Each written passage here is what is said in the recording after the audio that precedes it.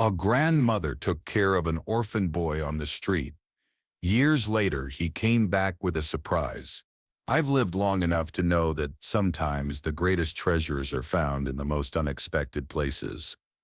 Margaret Wilson whispered to herself as she stood at her window watching the rain pour down on Baker Street.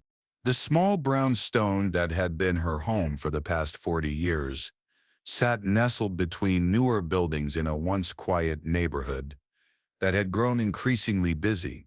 At 72, Margaret's world had shrunk considerably. Her husband Thomas had passed 5 years ago, and her only daughter Claire had moved to Australia with her husband, calling only on holidays and birthdays. Through the rain-streaked window, Margaret noticed a small figure huddled in the doorway of the abandoned shop across the street. A child, no more than 10 years old, trying to shelter from the downpour. His clothes were dirty and too thin for the October chill, his dark hair plastered to his forehead. "Not my business," she told herself, turning away from the window. But something pulled her back. The boy hadn't moved in over an hour. No parent had come looking. No one had stopped to check on him. Margaret's weekly bridge club meeting had been canceled, leaving her with a fresh batch of blueberry muffins and no one to share them with. Before she could talk herself out of it, she grabbed her umbrella and a warm coat, slipped the muffins into a paper bag, and made her way down the stairs. "You'll catch your death out here," she said, approaching the boy cautiously.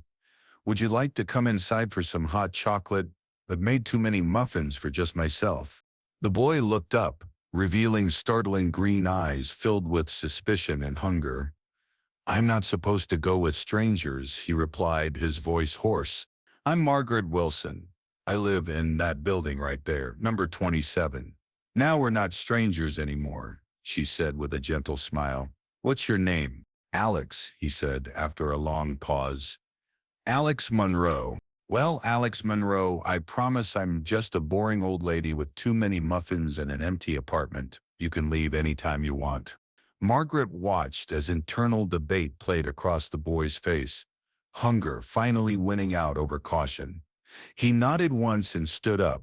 Little did Margaret know that this simple act of kindness would change the course of both their lives forever.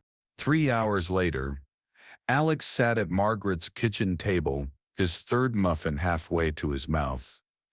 His wet clothes had been replaced with an old T-shirt of Margaret's late husband that hung to his knees. "Where are your parents, Alex?" Margaret asked gently, setting a second cup of hot chocolate before him. The boy's shoulders stiffened. "Don't have any. My mom died last year. Never knew my dad." His voice was flat, rehearsed. "I'm sorry to hear that. Who takes care of you?" "My Aunt Susan was supposed to," he muttered. "But she got a new boyfriend who doesn't like kids. Said I was eating too much of their food, so I left." Margaret felt her heart clench. "How long ago was that?" 2 weeks, maybe." He shrugged, eyes fixed on the table. "I've been okay. I know how to take care of myself." Margaret noticed the dirt under his fingernails, the hollow cheeks, and the wariness in his eyes that no child should possess. She thought of her own daughter, now living comfortably on the other side of the world, too busy to visit her aging mother. Of her empty days and quiet nights. Of the spare bedroom that hadn't been used in years. "You could stay here tonight," she found herself saying. "Just until we figure something out. It's going to rain all night according to the forecast." Alex's head snapped up, suspicion returning. "Why would you do that? You don't even know me." Margaret considered her answer carefully. "Because someone should," she said simply. "And right now, that someone appears to be me." That night, after showing Alex to the spare room, Margaret sat in her living room, wondering what on earth she had gotten herself into. She should call social services in the morning. That would be the responsible thing to do. But something about the boy's eyes, so old in such a young face, made her hesitate. Outside, the rain continued to fall, and somewhere in the building, a clock chimed midnight. 2 weeks stretched into a month, and Alex remained.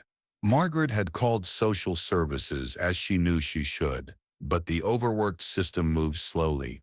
The caseworker, Ms. Jenkins, had visited once, taken notes, and promised to return when a suitable placement was found. It might take some time, she'd warned Margaret. Foster homes are overcrowded, and Alex's case isn't considered high priority since he appears to be in a safe environment for now. Margaret had nodded, secretly relieved. In the short time since Alex's arrival, her quiet apartment had transformed. Homework spread across the dining table, the sound of morning cartoons before school, arguments about vegetables and bedtime. The spare room now contained posters of soccer players and a small collection of books from the library down the street. Alex had enrolled in the local school, wearing new clothes that Margaret had insisted were just gathering dust in her closet. But had actually been purchased during a secret shopping trip while Alex was at his first day of classes. My grandson left these behind last time he visited. She'd lied when presenting Alex with a shoebox containing brand new sneakers. Such a waste to throw them out. Alex had looked skeptical but accepted the gift, a small smile tugging at his lips. On a crisp November afternoon, Margaret was preparing dinner when she heard the front door slam. "How was school today?" she called out, wiping her hands on her apron. There was no answer, but heavy footsteps stormed down the hallway, followed by the sound of Alex's bedroom door slamming shut. Margaret stood outside his door for several minutes before knocking softly. "Alex, may I come in?" "Go away," came the muffled response, but Margaret detected a tremor in his voice. She opened the door anyway to find Alex sitting on the edge of his bed, eyes red, a bruise forming on his cheek. "What happened?" she asked, sitting beside him. "Nothing," he muttered. "Just some stupid kids." "Tell me." Alex's shoulders slumped. "They found out I don't live with my real family. Called me a charity case. Said you're only keeping me around because you're lonely and pathetic." Margaret felt her breath catch, partly from anger at the cruel children, partly because there was a grain of truth in their taunts. She had been lonely before Alex. "Do you think that's true?" she asked carefully.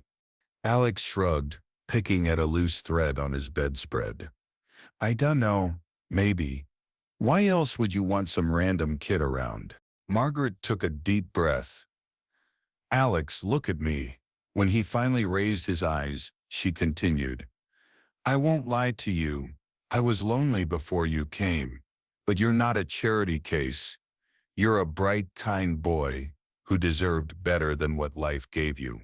And yes, having you here has made me happier, but I hope I've done the same for you." "You have," he admitted quietly.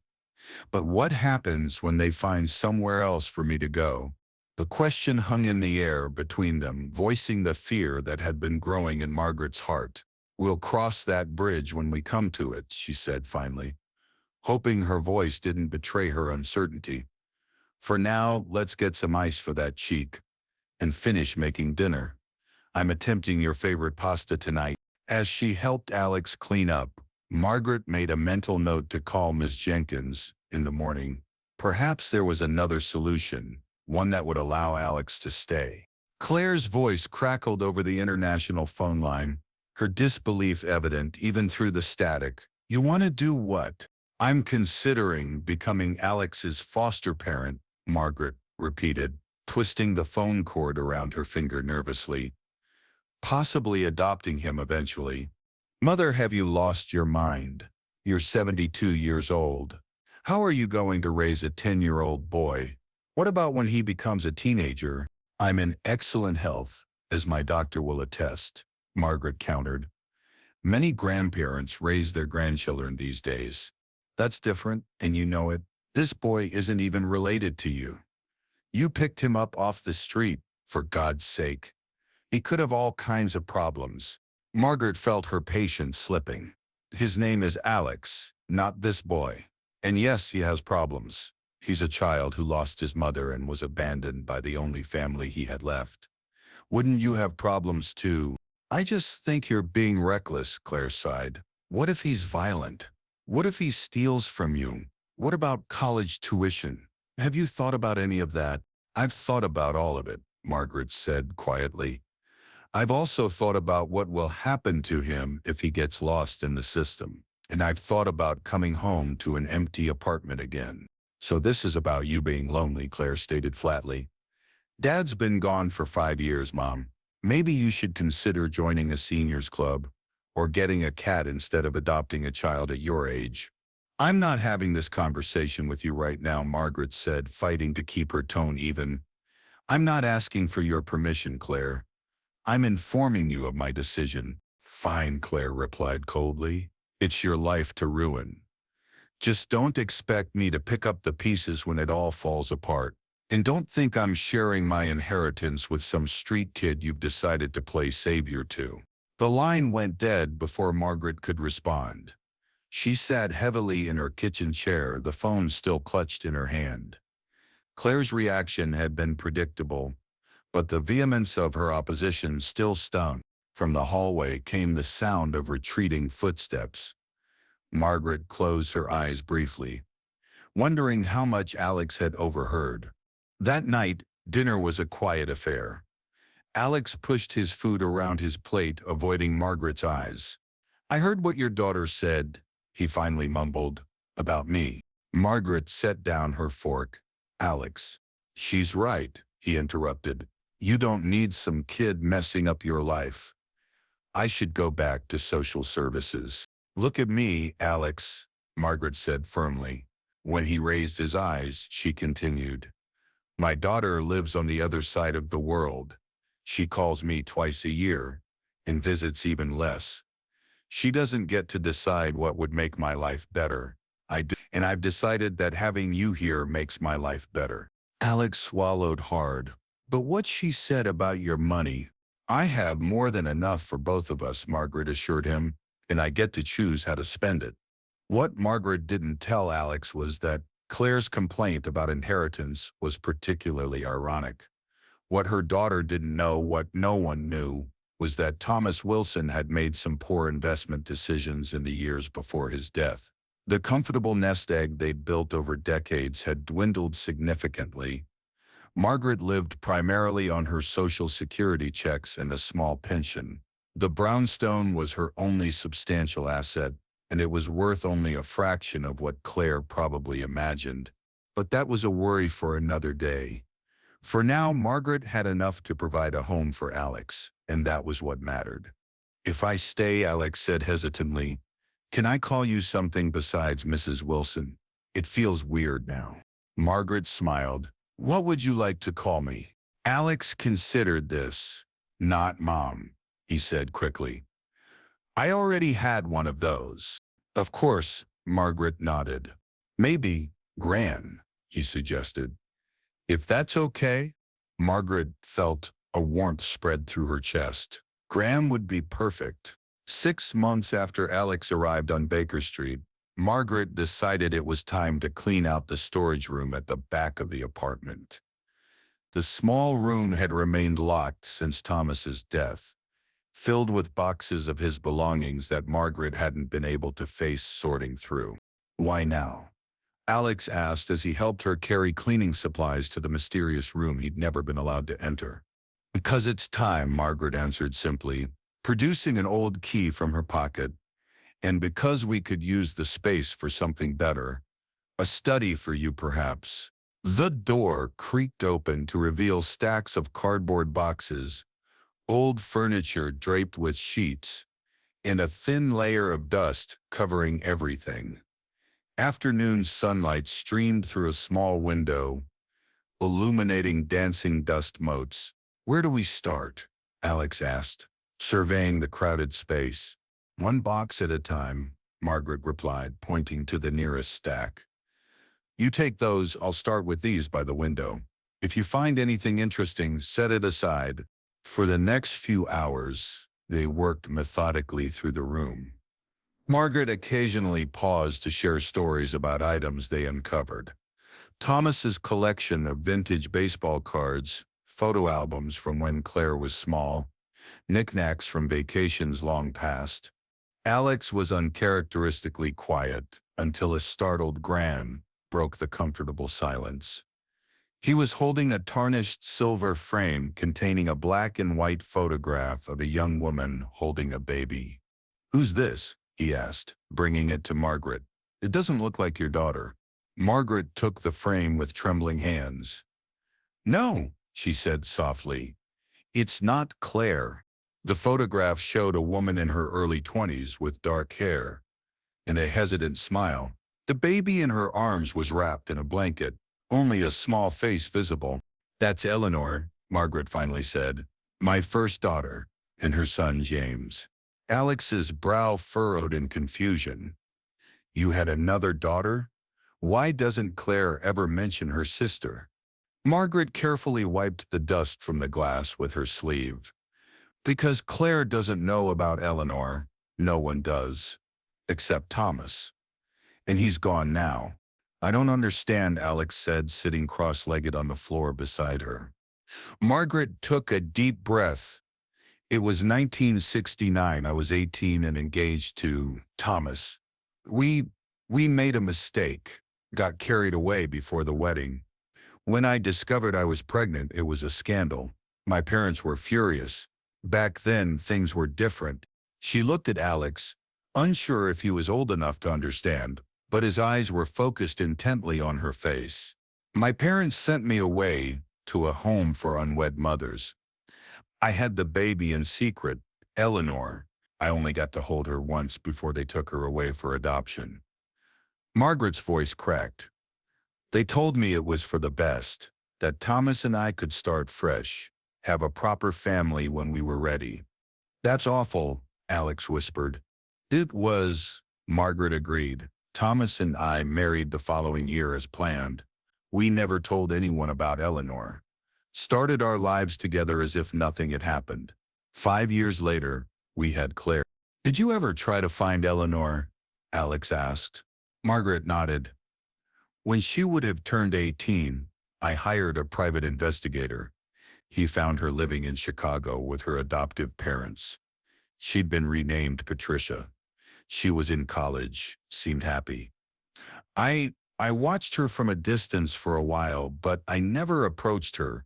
Then the investigator discovered she'd given birth to a son, James. She was unmarried, struggling. What happened?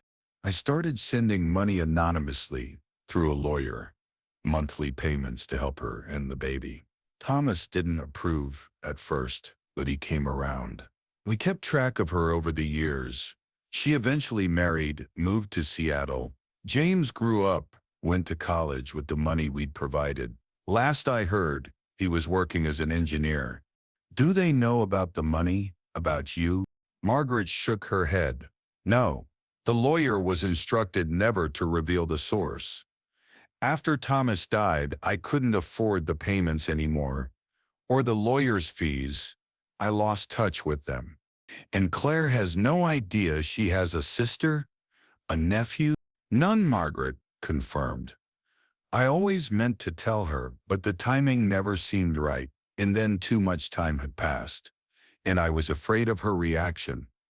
Afraid she'd feel betrayed by the lie." Alex was quiet for a moment, absently tracing the edge of the photograph with his finger. "I think you should try to find them again," he said finally. "Eleanor and James, they're your family too." Margaret smiled sadly. "It's too late, Alex. Eleanor would be 55 now. James in his 30s. They have their own lives, and I'm just a stranger who gave birth to someone a lifetime ago." "It's never too late for family," Alex insisted with the simple conviction of youth. "If someone came to me and said they were my grandmother, I'd want to know them, even if it was complicated." Margaret carefully returned the photograph to its frame. "Perhaps you're right, but that's a decision for another day. For now, let's focus on clearing this room so you can have a proper place to do your homework." As they continued sorting through boxes, Margaret couldn't help glancing occasionally at the photograph she'd propped against the wall. The secret she'd carried for over 5 decades now, shared with a 10-year-old boy who had somehow become the most important person in her life.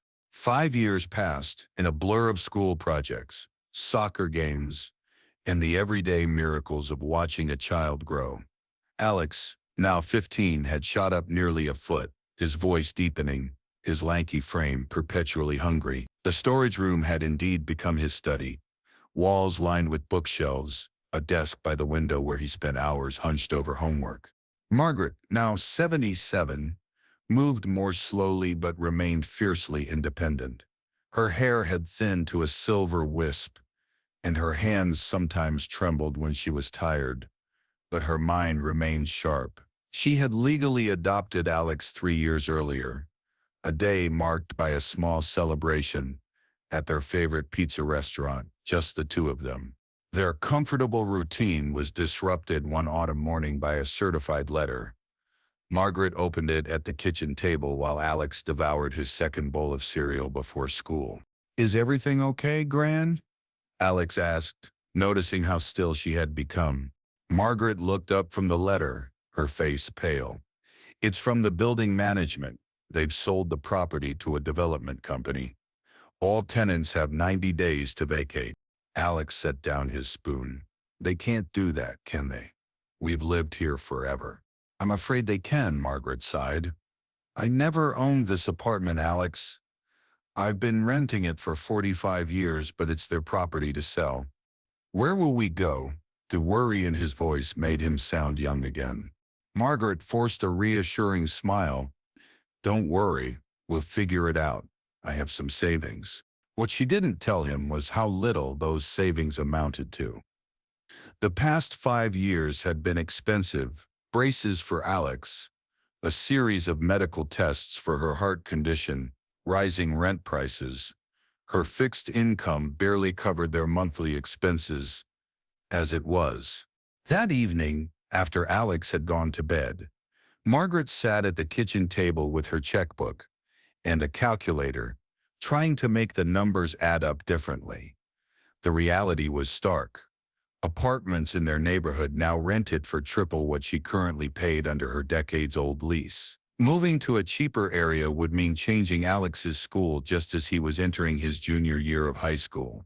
Margaret had been avoiding the truth for years, but it could no longer be denied. She was running out of money. Thomas's poor investments before his death, coupled with the rising cost of living and the expenses of raising a teenager, had depleted their once comfortable retirement fund. There was one option she had avoided considering: calling Claire. Her relationship with her daughter had become increasingly strained since Alex's adoption. Claire's twice-yearly calls had dwindled to brief, formal birthday and Christmas emails. But now Margaret wondered if pride was a luxury she could no longer afford. With trembling fingers, she dialed the international number. It was morning in Australia, and Claire answered on the third ring. "Mother, is everything all right? It's the middle of the night there." "I've received some difficult news," Margaret began, explaining about the building sale. "That's unfortunate," Claire replied, her voice carefully neutral. "But perhaps it's for the best. That neighborhood has gone downhill and the apartment was never accessible enough for someone your age." "The issue is finding a new place," Margaret continued, pushing down her irritation at Claire's tone. "Rents have increased substantially." "I see." There was a long pause. "Are you asking for money, Mother?" The bluntness of the question stung. "I'm asking for help," Margaret corrected. "I've taken care of myself and Alex for years without complaint. But this situation is beyond my control." "Alex," Claire repeated, as if the name left a sour taste. "That's really the root of the problem, isn't it? If you weren't supporting a teenager, you'd have plenty of money for yourself." "Alex is my son now. Legally and in every way that matters," Margaret said firmly. "He's not your son, Mother. He's a charity case you turned into a retirement project. And now you expect me to subsidize your poor decision." Margaret closed her eyes against the cruelty of her daughter's words. "I'm not expecting anything, Claire. I thought perhaps you might want to help your mother in a difficult situation." My mistake. Look, Claire sighed, her voice softening slightly. I can help you, but on one condition. You need to consider a retirement community. Something with assisted living options for the future. I've done some research, and there are several good ones outside the city that would be within your budget if you sell off some of Dad's collections. And Alex? Margaret asked, already knowing the answer. He's 15 now, Mother. Old enough for a group home or a foster family that's more appropriate for his age. More capable of handling a teenage boy's needs. That's not an option, Margaret said flatly. Then I'm afraid I can't help you, Claire replied, her voice cooling again. I'm not going to throw good money after bad. Call me when you're ready to be reasonable. The line went dead, leaving Margaret in the dark kitchen, the impossible numbers still staring up at her from the table. The next morning, Margaret was uncharacteristically quiet as she prepared breakfast. Alex, perceptive as always, noticed immediately. What's wrong, Gran? Besides the eviction thing. Margaret hesitated, then decided he deserved the truth. I called Claire last night to ask for help. It didn't go well. Alex's face darkened. Because of me? No, Margaret said firmly. Because of her. Some people become hardened as they age. Claire has always been practical. Even as a child, she saw the world in terms of assets and liabilities. And I'm a liability, Alex stated flatly. To her, perhaps. To me, you're the best decision I ever made. Margaret reached across the table to squeeze his hand. We'll figure this out together, Alex. I promise. But as Alex left for school, his shoulders slumped under the weight of a burden no 15-year-old should have to carry. Margaret wondered if she could keep that promise. For the first time since taking in the small boy from Baker Street, she questioned whether she had truly done what was best for him. 3 weeks after the eviction notice, with still no solution in sight, Margaret received an unexpected visitor. She opened the door to find a well-dressed man, in his early 60s, standing in the hallway. Mrs. Wilson, I'm Robert Caldwell, from Caldwell Development. He extended his hand. The company that purchased your building. Margaret shook his hand cautiously. What can I do for you, Mr. Caldwell? May I come in? I have a proposition that might interest you. Margaret led him to the living room, offering tea which he politely declined. Alex was at soccer practice, not expected home for hours. Mrs. Wilson, I understand you've been a tenant in this building for over 40 years, Caldwell began. That kind of loyalty is rare these days. It wasn't loyalty so much as contentment, Margaret replied. This has been a good home, Caldwell nodded. That's actually why I'm here. My company has been contacting all long-term residents personally. We recognize that relocating after so many years is challenging, especially for, he paused, searching for a delicate term, more mature residents. You mean old people, Margaret said dryly. Caldwell smiled, seemingly appreciative of her directness. For our most established tenants, we're offering a special relocation package. In your case, given your tenure, we're prepared to offer 3 months of free rent in one of our senior living communities, plus moving expenses and a cash settlement of $5,000 to ease the transition. That's very generous, Margaret said carefully. But I have a 15-year-old son. Senior living wouldn't accommodate us both. Caldwell's eyebrows rose slightly. A son? I wasn't aware. He consulted a folder he'd brought with him. Our records indicate you as a single occupant. Alex is my adopted son, Margaret explained. It was made official 3 years ago, though he's lived with me for 5. I see. Caldwell made a note in his folder. That does complicate matters. Our senior communities are, as the name suggests, for seniors only. Then I'm afraid we'll have to decline your generous offer. Caldwell studied her for a moment. Mrs. Wilson, forgive my bluntness, but according to our records, you're 77 years old. Raising a teenage boy at your age must be Challenging. Life is challenging at any age, Mr. Caldwell, Margaret replied coolly. Alex and I manage quite well. Of course, he cleared his throat. In that case, perhaps we can adjust our offer. Instead of the senior living option, we could provide rental assistance for 6 months in a suitable two-bedroom apartment. The cash settlement would remain the same. Margaret considered this. 6 months would buy them time, and $5,000 would bolster her depleted savings. But what then? The fundamental problem remained. She simply couldn't afford market-rate rent on her fixed income. May I have some time to consider your offer? She asked. Of course, Caldwell handed her his business card. I'll need your decision within 2 weeks. However, the development plans are moving forward quickly. After he left, Margaret sat in her armchair, turning the business card over in her fingers. The proposition was both generous and insufficient. It postponed their problem but didn't solve it. When Alex returned home, flushed from practice and ravenous as usual, Margaret shared the details of Caldwell's visit. So we'd have 6 months in a new place, Alex summarized, and then be back in the same situation? Essentially, Margaret nodded. Alex was quiet for a moment, pushing his dinner around his plate. I've been thinking, Gran, I could get a job. Lots of places hire 16-year-olds, and my birthday's next month. Absolutely not, Margaret shook her head firmly. Your job is school, getting into college. Lots of kids work and go to school. Not when they have a choice, Margaret insisted. You focus on your grades. I'll handle the rest. Alex set down his fork. But that's just it. You can't handle it. Not by yourself. We need help, and Claire won't give it, and I'm old enough to contribute. The truth of his words stung, but Margaret held her ground. We'll find another way. What way, Gran? Alex's voice rose in frustration. We've been looking for weeks.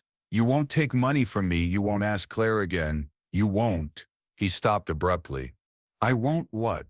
Alex looked down at his plate. Nothing. Forget it. Alex, Margaret said firmly, finish your thought. He sighed heavily. You won't look for Eleanor and James. Your real family. They might help if they knew. Margaret felt as if she'd been slapped. You are my real family, Alex. You know what I mean? He mumbled. Blood family, people who might actually have money to help. Eleanor is a stranger who hasn't known me for 55 years. Margaret said quietly, James has never even met me. They owe me nothing. You don't know until you try, Alex insisted. You helped them when they needed it. Maybe they'd want to return the favor. Margaret rose from the table, suddenly exhausted. This conversation is over, Alex. I'll call Mr. Caldwell tomorrow and accept his offer. 6 months will give us time to find a more permanent solution. But as she cleared the dishes, Margaret couldn't help wondering if Alex might be right. If somewhere out there, the daughter she'd held just once and the grandson she'd never met might indeed want to know her. Not for money, but for the simple, profound connection of family. The photograph of Eleanor and baby James, rescued from the storage room years ago, now sat on Margaret's bedside table. That night, she studied it longer than usual, tracing their features with a trembling finger, wondering what they looked like now, wondering if Eleanor had her eyes, if James had Thomas's chin, wondering if it was indeed too late for second chances. The following weeks passed in a whirlwind of packing, sorting through 4 decades of memories and deciding what to keep, what to sell, what to discard. Margaret accepted Caldwell's offer, and they were scheduled to move to a small 2-bedroom apartment in a neighboring district the following month. Alex had just turned 16, celebrating with a small party attended by a few soccer teammates and his best friend Miguel. Margaret had splurged on a proper cake and new sneakers despite their precarious finances. Some things, she believed, were worth the expense. One Saturday afternoon, while Margaret was at her doctor's appointment, Alex continued packing in the storage room that had become his study. He carefully wrapped his books and dismantled his desk, working methodically until only the built-in shelves remained. As he removed the last shelf, something caught his eye, a small gap in the wall behind where the shelf had been. Curious, Alex peered into the opening and spotted what looked like a folder wedged into the narrow space. Using a ruler, he managed to fish it out. The manila folder was dusty and yellowed with age. Inside, Alex found legal documents, old correspondence, and a small notebook. As he flipped through the pages, his eyes widened in disbelief. When Margaret returned home, she found Alex sitting at the kitchen table, the contents of the folder spread before him, his expression unreadable. "What's all this?" she asked, setting down her purse. "I found it behind the shelves in my study," Alex replied, his voice strangely flat.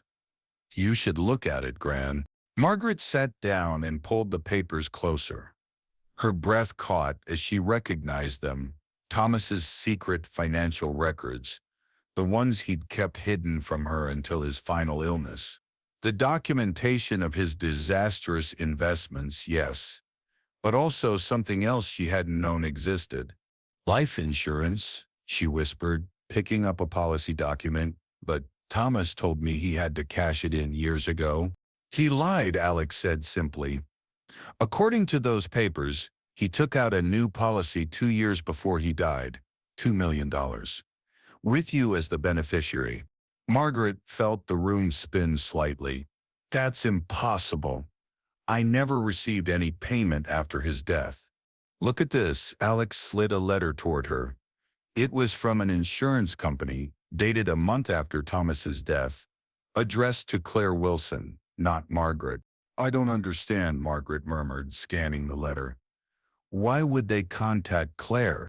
"Keep reading," Alex urged. The letter referenced previous correspondence and confirmed that all paperwork had been received and processed. The insurance payment had been distributed according to the instructions provided by the family representative. "There's more," Alex said, handing her the small notebook. "I think it's your husband's journal. The last entries are from when he was sick." With trembling hands, Margaret opened the notebook to the final pages. Thomas's once strong handwriting had deteriorated to a shaky scrawl, but the words were clear. "Told Margaret about the bad investments today. Couldn't bear to tell her everything. The shame is too great. Claire knows about the insurance policy. She's promised to ensure Margaret is taken care of after I'm gone. I've failed as a provider, as a husband. The least I can do is secure her future now." Margaret stared at the words, a cold realization settling over her. Claire knew about the insurance money, $2 million, and she never told me. "There's a letter from her too," Alex said quietly, pushing a final document across the table. "From right after Mr. Wilson died." The letter was brief, on Claire's business letterhead. "Policy payment received and processed as discussed. I've established the trust fund as father requested. Mother will receive monthly payments for living expenses. As agreed, the bulk will remain protected for her long-term care needs under my management as trustee. I'll continue to monitor her situation from here." Margaret read the letter 3 times, her mind struggling to process the betrayal. For 5 years she had been living in near poverty, counting pennies, worrying about the future, all while her daughter controlled a fortune meant for her care. "Why?" she whispered, more to herself than to Alex. "Why would she do this?" Alex hesitated before answering. "The dates on these papers, Gran. The trust was set up before I came along. But look at the bank statements." He pointed to a series of numbers. "The monthly payments to you stopped around the time you took me in, and started again briefly when you called her about the eviction." The implication was clear. Claire had been using her control of the money to punish Margaret for adopting Alex, to force her mother into the kind of retirement she deemed appropriate, without the burden of raising a child. "It's not your fault," Margaret said finally, reaching across the table to grasp Alex's hand. "This is between Claire and me, a betrayal that goes back much further than you." Alex shook his head. "But if you hadn't taken me in, you'd have—" "I'd have had money but no joy," Margaret interrupted firmly. "And that's no life at all." That night, after Alex had gone to bed, Margaret sat in her darkened living room, Thomas's journal open on her lap. The choices before her were clear but difficult. She could confront Claire about the trust fund, demand control of the money that was rightfully hers, or she could let it go, continue as they had been, making do with what little they had. But there was a third option, one that had been tugging at her heart for years. With trembling fingers, she picked up the telephone and dialed the number of her old lawyer. 3 days later, Margaret sat nervously in a coffee shop downtown, checking her watch every few minutes. Alex had wanted to accompany her, but she'd insisted this was something she needed to do alone. "Mrs. Wilson." Margaret looked up to see a tall man in his early 40s standing beside her table. He had Thomas's chin. "James," she said softly, rising from her seat. "Thank you for coming. I must admit, your call was unexpected," he said, taking the chair across from her. "When my mother told me her birth mother wanted to meet us after all these years." "I understand it must be a shock," Margaret nodded. "I wouldn't have reached out if circumstances hadn't—" She trailed off, unsure how to continue. "Forced your hand," James finished, a small smile softening his words. "Mom explained that too." "About your situation," Margaret felt a flush of shame. "I don't want you to think I'm only reaching out because I need something from you. That's not why I called." "Why did you call then?" James asked, his expression guarded but not unkind. Margaret took a deep breath. "Because I've made too many mistakes in my life. Given up too much out of fear or shame or misplaced pride. I'm 77 years old, James. I don't have the luxury of time anymore." She looked directly into his eyes, Thomas's eyes. "I wanted to meet my grandson and my daughter if she's willing." James studied her face, searching for something. Whatever he found seemed to satisfy him. "She wanted to come today, but she was too nervous. She's at my house with my wife and kids. Your great-grandchildren." Margaret felt tears welling. "How many?" "2, James smiled. "Emma is 12 and Michael is 8. "And your mother?" "Patricia, or Eleanor, as I named her." "She goes by Patty now," James said. "She's doing well, retired from teaching last year. She and Dad travel a lot." "I'm glad," Margaret whispered. "I've wondered about her every day since they took her from me. If she was happy, if she was loved." "She was," James assured her. "Her adoptive parents were good people. But she always knew she was adopted. Always wondered about you." "Did she resent me for giving her up?" James considered this. "I don't think so. Not once she understood the times, the circumstances. She had questions, of course. Still does." "I'll answer anything she wants to know," Margaret promised. "All of it." James nodded, then cleared his throat. "About your situation, Mom told me you've been sending money anonymously for years. For her, for my education." "We did what we could," Margaret said simply. "It wasn't much." "It was enough," James countered. "It put me through college. Gave me the start that led to everything else good in my life." He paused. "And now I'd like to return the favor." "James, I didn't come here for—" "I know," he interrupted gently. "But family helps family. That's what you taught us, even from a distance." He slid a folded document across the table. "It's not just from me. Mom and Dad want to help too." Margaret opened the paper to find a check made out to her for $100,000. "I can't accept this," she gasped. "You can and you will," James said firmly. "Consider it partial repayment of the trust fund, your daughter stole. Margaret looked up sharply. How did you know about that? I'm a financial investigator, Mrs. Wilson. It's what I do. When you called, I did some digging. What Claire did was more than unethical, it was illegal. We could pursue this legally if you wanted. Margaret shook her head. No. I don't want a legal battle with my daughter, whatever she's done. I understand, James nodded. But this, he tapped the check. This is non-negotiable. Family takes care of family. Margaret felt a weight lifting from her shoulders, but a new worry took its place. There's something else you should know before you welcome me into your lives. I have a son, adopted, Alex. He's 16. James smiled. I know about Alex too. Mom's looking forward to meeting her little brother. Brother, the word hung in the air between them, a bridge across decades of separation and silence. Will you come meet the rest of the family this weekend? James asked. All of you?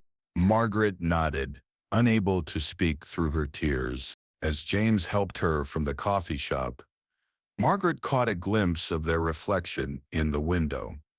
Grandmother and grandson, strangers and family, past and future intertwined. For the first time in years, she felt not just hope, but certainty that everything would be all right.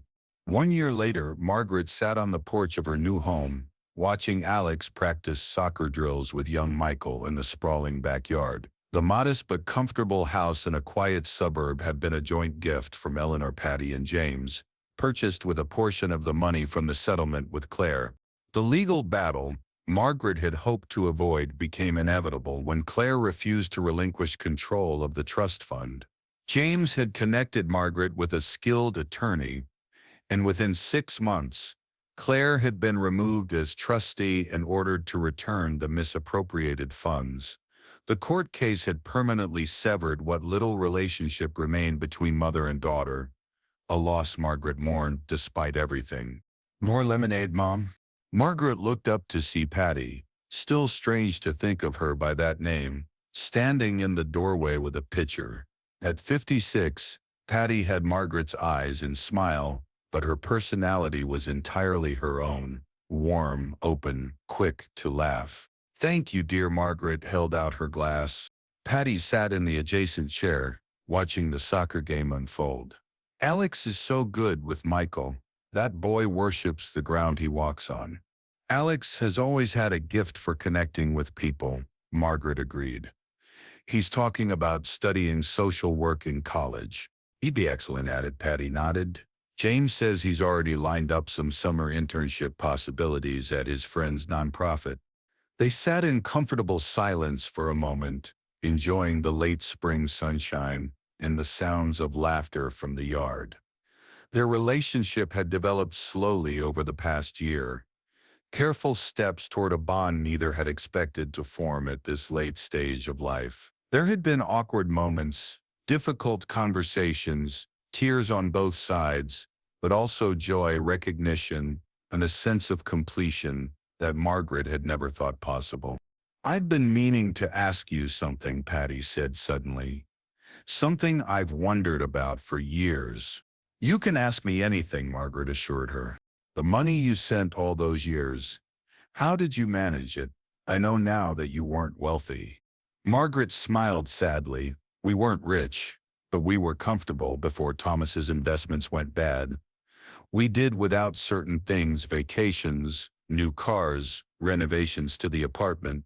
It seemed a small sacrifice compared to what you'd lost. What I gained was far greater, Patty said softly, reaching for Margaret's hand. A chance, a future, and now a mother. From the yard came a triumphant cheer as Michael scored a goal, Alex lifting the boy onto his shoulders in celebration. Family, Margaret murmured, squeezing Patty's hand. Full circle. 3 years later, Margaret sat proudly in the audience as Alex walked across the stage to receive his high school diploma. At 19, he had grown into a thoughtful young man with plans to attend the state university in the fall on a partial academic scholarship. The remainder of his tuition would come from the trust fund. now properly managed to provide for both his education and Margaret's ongoing care. Beside her sat Patty and her husband, Robert, James and his wife Linda, and the grandchildren, all cheering loudly as Alex's name was called. In the 3 years since their reunion, they had become a true family, gathering for holidays, birthdays, and ordinary Sundays. Claire had never responded to the invitation Margaret sent for today's ceremony, one of many unanswered attempts at reconciliation. The breach remained a quiet sorrow in Margaret's heart, but no longer the devastation it once was. After the ceremony, they gathered in the backyard of Margaret and Alex's home for a celebration. As the family mingled and laughed, Alex approached Margaret with a small wrapped package. "What's this?" she asked. "You're the one who's supposed to be getting gifts today." "Open it," Alex insisted, a nervous smile playing at his lips. Margaret carefully unwrapped the package to find a velvet jewelry box. Inside was a delicate silver locket on a chain. When she opened it, she found a tiny photograph on one side, the 10-year-old Alex she had first welcomed into her home. On the other side was an inscription, "To Gran, who saw something worth saving. Love always, Alex." "It's beautiful," she whispered, tears filling her eyes. "There's more," Alex said, handing her an envelope. Inside was a formal letter from the university, acknowledging Alex's application essay about the woman who had changed his life. The letter informed Margaret that Alex's essay had won a special scholarship for students raised by non-traditional families and had been selected for publication in the university's admissions materials. "They want me to read it at freshman orientation," Alex explained, "to inspire other students." "Oh, Alex," Margaret breathed, unable to find adequate words.